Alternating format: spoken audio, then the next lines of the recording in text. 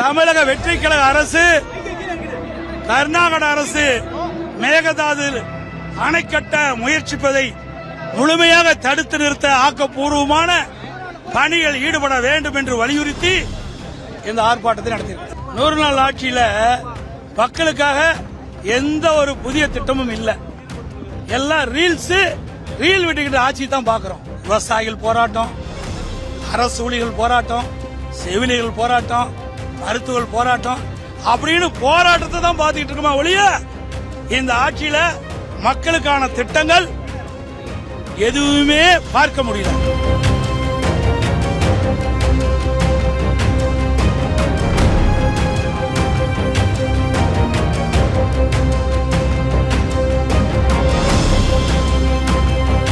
தமிழ்நாடு முழுவதும் அனைத்து இந்திய அண்ணா திராவிட முன்னேற்ற கழகத்தின் சார்பாக அனைத்து வருவாய் மாவட்டங்களிலும்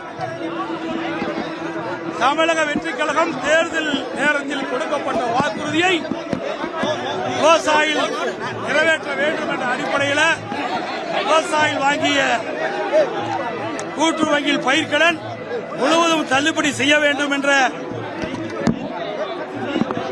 நிலையும் தமிழக வெற்றி கழக அரசு கர்நாடக அரசு மேகதாது அணை கட்ட முயற்சிப்பதை முழுமையாக தடுத்து நிறுத்த ஆக்கப்பூர்வமான பணிகள் ஈடுபட வேண்டும் என்று வலியுறுத்தி இந்த ஆர்ப்பாட்டத்தை நடத்தியிருக்கிறார்.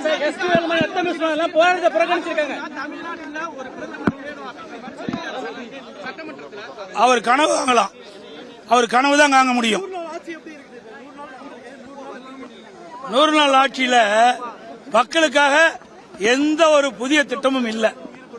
எல்லாம் ரீல் விட்டுக்கிட்டு ஆட்சி தான் பாக்குறோம். 100 நாள் முதல் 100 நாள் ஒரு ஆட்சி பொறுப்பேற்று முதல் 100 நாள் தான் இந்த ஆட்சி திட்டங்கள் எப்படி போடுறாங்க, அதனால மக்களுக்கு என்ன நன்மை கிடைக்கும் அப்படின்னு மக்கள் பார்ப்பாங்க.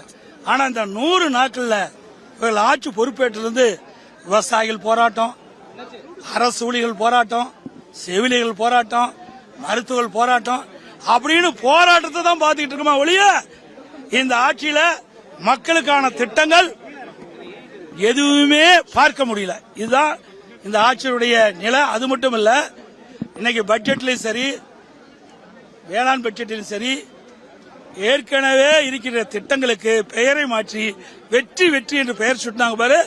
இதுதான் இந்த ஆட்சியுடைய சாதனையா நான் 100 நாள பார்க்க முடியும்.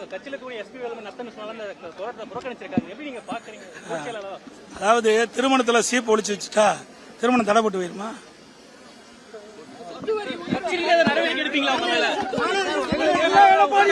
இதையெல்லாம் உள்ள பேச வேண்டியதெல்லாம் பொதுல பேச முடியும்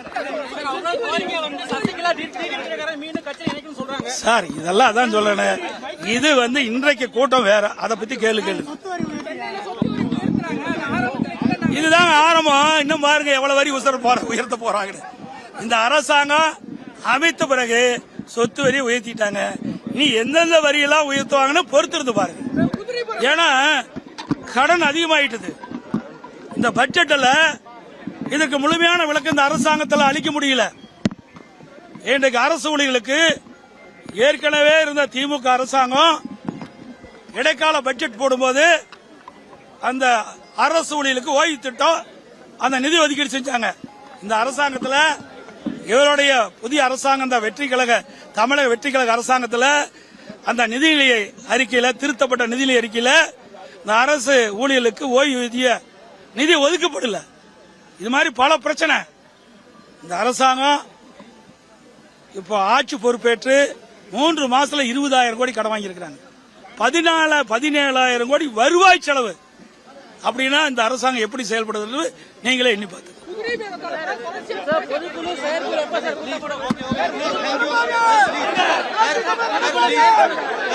Viva.